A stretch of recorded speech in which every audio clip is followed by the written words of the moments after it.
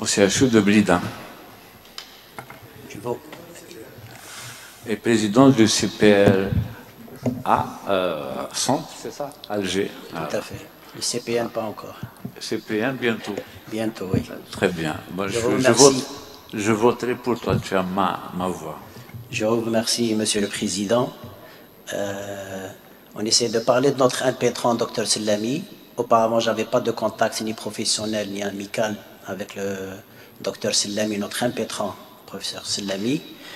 Le premier contact, ça a été le mois de mars, fin mars, début avril. Il pleuvait, en période de confinement, où on a vécu un stress très important, énorme, avec le Covid. Mais ça n'a pas été vraiment en votre faveur, pour la simple raison qu'on a eu plus de temps à lire cette thèse, on avait moins d'activités chirurgicales au bloc opératoire du moment qu'on était seulement occupé du Covid, donc on a pris tout notre temps pour lire cette thèse et peut-être aller fouiller dans un petit angle, rechercher qu'est-ce qui ne va pas par rapport à qu'est-ce que nous avons l'habitude. Mais je ne vous cache pas, cette thèse vraiment elle m'a tenu compagnie et ça a été vraiment agréable de lire cette thèse. Pour la simple raison, j'ai lu pas mal de thèses auparavant, nous n'avons pas ce souci de normes de rédaction. Dr Sellami a vraiment respecté les normes de rédaction. Il y a une petite imperfection où, normalement, après l'introduction, on commence par une problématique. Directement, on annonce notre problématique. Et après, on fixe nos objectifs. Et quand on va fixer nos objectifs, on ne va pas s'étaler dans la littérature inutile qui va nous ennuyer. Je ne vous cache pas.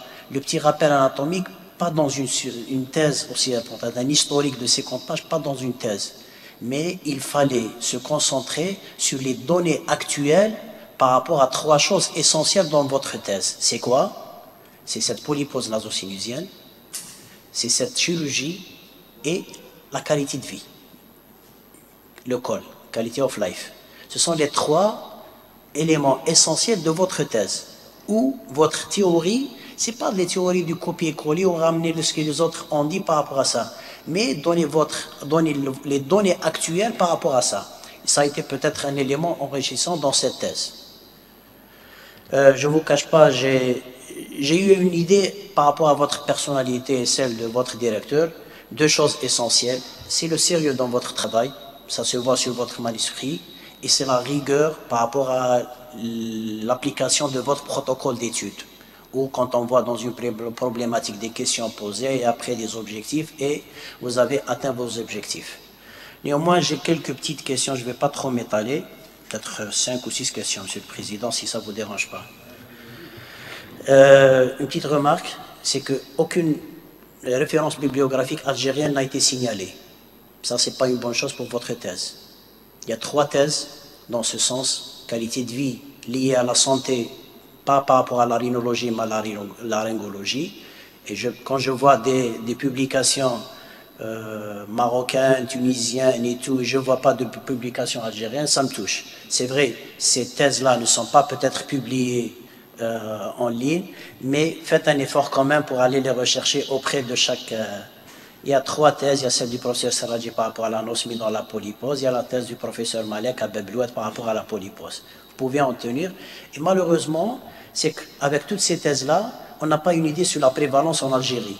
Pourtant, vous avez fixé un objectif d'évaluer le profil épidémiologique. Quand vous évaluez un profil épidémiologique, il faut avoir une prévalence algérienne.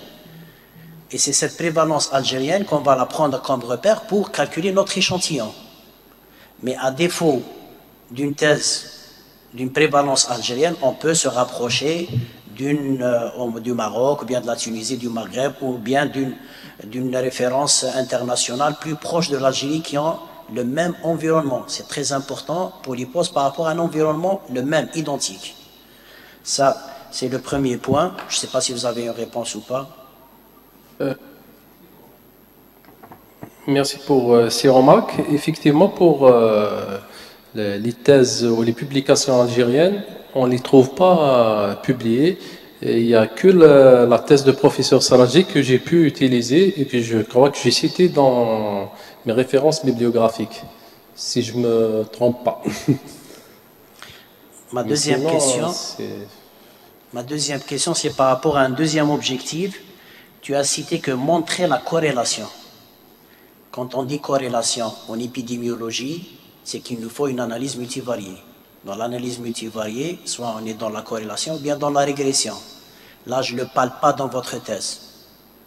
Ce n'est pas le travail du directeur de thèse, peut-être de l'équipe épidémiologique qui vous a aidé. Quand on avance un mot dans une thèse, une corrélation, ce n'est pas le français. C'est un outil de statistique. Là, quand je vois, vous n'avez utilisé que le T-student. Alors, quand on calcule une corrélation, ça ne se calcule pas par le T-student. Ça se calcule par un fichier et d'autres mêmes tests.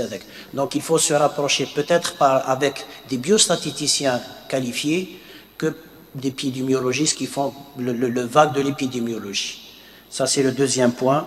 Je ne sais pas si vous avez une réponse ou pas. D'accord, j'en passe. J'aimerais bien que vous n'utilisez pas certains termes où ça peut prêter confusion. Nous, ORL, peut-être on va vous comprendre, mais Dr Tiliba, qui est neurochirurgien, il ne saura pas la qualité, le poids de termes que vous avez utilisés. Vous avez utilisé le terme de récidive. Parce que quand je vois dans votre thèse, il y a trop de mélange entre la nomenclature anglo-saxonne et francophone. On est toujours collé aux nomenclatures francophones qui restent par moments très ambiguës. Vous avez parlé de récidive, alors que je vois votre propre publication où vous parlez de récurrence. On ne parle pas de récidive en matière de polypose, pour la simple raison qu'on ne peut pas contrôler la maladie. On ne parle pas de guérison après polypose, mais plutôt de contrôle. Et là, dans votre publication, je peux la citer, je pense qu'elle est là, c'est votre publication, mais c'est ça. Où vous parlez de récurrence et pas de récidive. C'est un terme qui peut prêter à confusion. Le deuxième terme que je n'ai pas aimé, c'est les complications préopératoires. J'ai l'impression que vous avez hospitalisé un malade et avant de l'opérer, il a eu des complications. Donc, de préférence, il faut enlever ce terme et le remplacer par les séquelles de chirurgie antérieure. Moi, je vous ai compris que c'était des séquelles de chirurgie antérieure par rapport à la perforation et au sinusite qui vont gêner votre geste chirurgical. Le troisième terme que je trouve qu'il est impropre, c'est la turbinectomie. Vous parlez d'une turbinectomie, plutôt d'une turbinoplastie inférieure. Quand on voit votre geste, c'est une turbinectomie. Vous avez enlevé une partie au ciseau. Et là, ce sont deux choses tout à fait différentes. Entre une turbinoplastie qui a une technique bien codifiée et une turbinectomie. Soit vous dites une turbinectomie, vous la faites soit partielle, soit totale, ou bien si c'est une turbinoplastie, vous devez décrire les normes d'une turbinoplastie. Le troisième point où le terme m'intrigue, c'est où il y a un non-sens dans votre thèse, quand je vois que vous avez des polyposes stade 1 et stade 2. Stade 1 et stade 2, ce n'est pas une indication chirurgicale. Et comment vous avez fait, quel était votre critères qui ont vous motivé à opérer une polypose stade 1 ou bien stade 2. Et là, c'est un non-sens quand dit j'opère des polyposes quand je vois stade. Moi, si j'ai trouvé que des stades 3, 3, 4, je serais tranquille parce que c'est une indication chirurgicale. Mais stade 1 et stade 2, elles ne sont pas obstructives. Quelle est l'opportunité ou bien quelles sont les choses qui ont motivé votre geste chirurgical? Oui, merci pour la question. Par rapport à ça. Oui. Merci pour la question.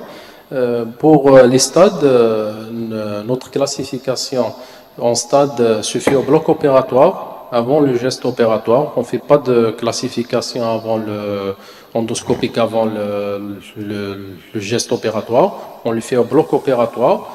Et puis il y a des patients, lorsqu'on les voit en consultation, on les voit des stades 3, on les prépare avec un petit traitement corticoïde local et général en préopératoire. Et puis au bloc opératoire, on tombe, ils étaient des stades 3, au bloc opératoire, on tombe sur des stades un peu moins de... Mais c'est rare, la plupart de nos patients étaient un stade 3. Et le problème, c'est que le SNOT a été calculé avant. Le SNOT n'a pas été fait en préopératoire, c'est ça le problème. C'est que réellement, là, il y a un petit biais où le SNOT a été calculé avant le geste. Au moment du geste, vous lui trouvez un stade 1, donc ce n'est pas le même SNOT. Je passe. D'autres questions? Ou bien non, je reste toujours sur les commentaires. S'il vous plaît, enlevez ce chapitre de diagnostic différentiel. Ça me vexe, je ne sais pas, c'est un avis personnel, mais c'est la littérature francophone qui n'a aucune valeur à l'heure actuelle. Quand vous parlez d'un diagnostic différentiel d'un papillome inversé, dès le début, vous avez annoncé la couleur qu'une polypose, elle est bilatérale. C'est bon. On n'a pas de diagnostic différentiel. Peut-être les diagnostics différentiels dans d'autres pathologies, ou peut-être vous l'avez mis comme diagnostic différentiel, que ce n'est pas un diagnostic différentiel. Le Chrox-Toss, ce n'est pas un diagnostic différentiel. Ça fait partie de la polypose. C'est les comorbidités de la polypose. C'est un facteur immunologique. C'est bien de souligner que vous avez pris comme référence le EPOS, European Position of the Nasosinusien, du 2012, mais vous avez occulté celui de 2017 ou bien de 2020, qui est plus riche et plus exhaustif du point de vue classification. Et ça aurait facilité pour vous votre démarche diagnostique dans la classification de la polypose, sans entrer dans les détails de Vidal, non, il n'y a pas de Vidal. Je vais en parler après. Une autre question, de point de vue juste pratique, comment tu as géré tes malades sur le plan TDM? C'est très difficile, je ne vous cache pas, j'en fais plus de 20 ans d'endoscopie. La question TDM, c'est très difficile. Par moment, c'est le malade lui-même qui ramasse sa TDM. Est-ce que tu n'as pas précisé, est-ce que tu as demandé pour tous tes malades une TDM récente avant de calculer le SNOT? Ou bien tu t'es basé sur une TDM, peut-être qu'elle est ancienne, ou bien je ne sais pas. Pour la plupart de nos patients, les TDM étaient demandés juste avant l'acte opératoire. La plupart, le nombre. On aimerait bien avoir un nombre, c'est ça le souci. C'est qu'avec une TDM récente avant le geste chirurgical, ou des fois le diagnostic de TDM, on n'a pas besoin pour le diagnostic, mais malheureusement pour les généralistes ou bien les ORL, à l'heure actuelle, ils demandent des TDM où on n'oublie pas qu'on est en train d'irradier les patients à chaque fois, et même dans le contrôle, à quel moment je vais demander la TDM. Ça reste, je pense, un problème épineux dans la prise en charge de certains polyposes. Parce que pour les patients qu'on voit la première fois en consultation, on les envoie prendre ou s'inscrire sur un registre et attendre l'intervention. Et la TDM fait partie pratiquement de bilan préopératoire. Avec le bilan préopératoire, il fait sa TDM, il fait sa consultation d'anesthésie. Il ne fait pas de TDM avant l'acte opératoire. Une autre question, quelle est votre attitude quand tu as de la graisse au niveau de la fosse nasale? C'est vrai, tu vas coaguler et tout, mais il y a autre chose à préconiser. Pour la complication issue de graisse. Oui. Bon, on n'a pas eu cette complication, juste une petite effraction de la paroi orbitaire qu'on n'a pas coagulé, qu'on n'a pas jugé utile de faire quoi que ce soit. Ça m'a intrigué parce que je suis revenu sur ce point-là. Il faut savoir quand on a une effraction, même une petite effraction, où on a usile de graisse au niveau de la fosse nasale, tous tes malades ont été méchés avec du tulle gras. Et la contre-indication, c'est de ne pas mécher avec du tulle gras quand on a de la graisse au niveau des fosses nasales. Donc il faut changer, peut-être par placer du mérocel ou bien placer une autre mèche, parce qu'il y a une complication redoutable, c'est que le tulle gras doit passer au niveau des fosses, au niveau de l'orbite et créer des pseudotumeurs inflammatoires suite à ce tulle gras. Je terminerai par un commentaire qui est personnel. C'est bien certes d'aborder le chapitre de qualité de vie après chirurgie, mais le souci c'est qu'à l'heure actuelle, on met tous les polyposes comme étant une seule unité dans un seul sac. Alors qu'il y a une variation très importante en matière de polypose nasosinusienne, chose qu'on utilise dans la littérature francophone, polypose nasosinusienne, qui ne reste pas réellement valable à l'heure actuelle. J'aurais aimé que vous changiez un petit peu le terme de polypose et d'utiliser rhinosinusite chronique, ou vous l'avez utilisé pas mal de fois dans votre rédaction, rhinosinusite chronique avec polype. Parce que polypose, à l'heure actuelle, ça ne veut rien dire. C'est toute une famille de plusieurs pathologies, et si vous voulez être face à votre ennemi, il faut connaître votre ennemi. Votre ennemi, c'est la polypose, c'est la rhinosinusite chronique avec polype. Pour avoir une idée sur l'acte chirurgical, bien votre arme thérapeutique contre cet ennemi et après la qualité de vie, il faut vraiment connaître cet ennemi. Et pour connaître cet ennemi, je vous recommande de lire le dernier papier qui est libre que je fais partie comme co-auteur. C'est parmi un nombre d'experts, Hopkins, Fawkins, Rida Kamel, c'est Organ Position par rapport à la rhinosinusite chronique, où il détaille très bien la rhinosinusite chronique avec polype. Parce qu'il n'y a pas une seule rhinosinusite chronique avec polype, mais il y a plusieurs rhinosinusites avec polype. Et un avis personnel, c'est vrai, tu as détaillé dans l'acte chirurgical.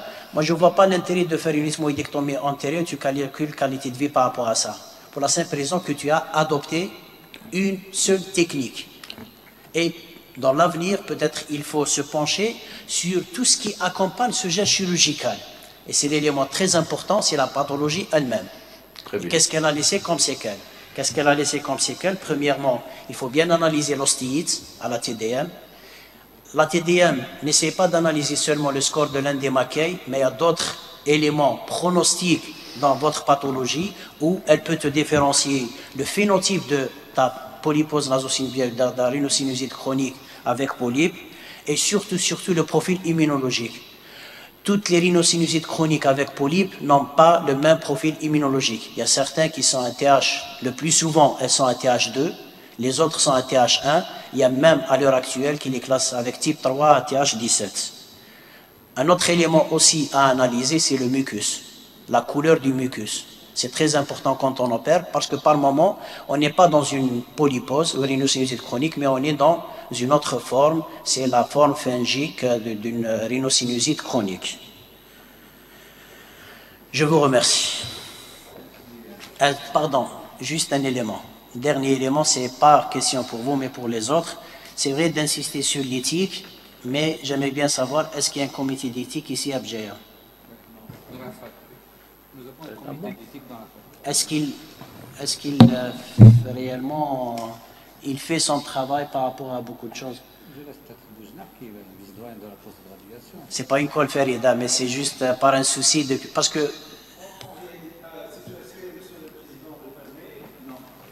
Alors, tout à l'heure, nous avons, quand j'étais à Batna, enfin, je suis toujours à Batna, nous avons un problème parce que nous n'avons pas de comité d'éthique pour publier des travaux sur une enquête multicentrique sur les implants cochléaires.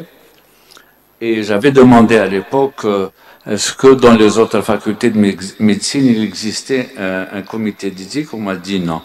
Le seul, à l'époque, qui a existé et qui travaille plus, c'est celui du professeur Abelkan à Constantine. Bon, vous allez me corriger peut-être tout à l'heure. Je passerai rapidement la parole à notre